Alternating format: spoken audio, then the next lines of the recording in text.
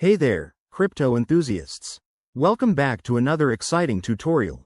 Today, we're diving into how to send Chainlink from Tangem Wallet to Metamask in 2025. If you're looking to move your Chainlink tokens seamlessly between wallets, you're in the right place. This process is straightforward, but always double-check everything to keep your assets safe. Let's get started. First things first, make sure you have the basics set up.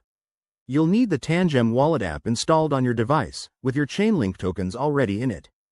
Don't forget to have Metamask ready. Download it if you haven't already, and ensure it's connected to the correct network, like Ethereum mainnet, since Chainlink operates on that. Step 1. Open your Tangem Wallet app and navigate to your dashboard. Locate your Chainlink tokens. Look for the link symbol. Once you find it, select the token and choose the Send or Transfer option. This is where the magic begins. Next, in Step 2, you'll need your Metamask wallet address. Switch over to the Metamask app or extension, click on your account, and copy the address. It's that long string of letters and numbers. Be extra careful not to mix it up. Now, back in Tangem, paste that Metamask address into the recipient field. Enter the amount of Chainlink you want to send, but remember to leave enough for any transaction fees.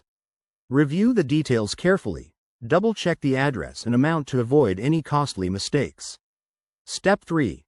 Hit the Confirm button to initiate the transfer. You'll see a confirmation screen. Approve it, and Tangem will broadcast the transaction to the blockchain. This might take a minute or two, depending on network congestion in 2025, so grab a coffee if you need. Once it's done, head over to Metamask and refresh your wallet.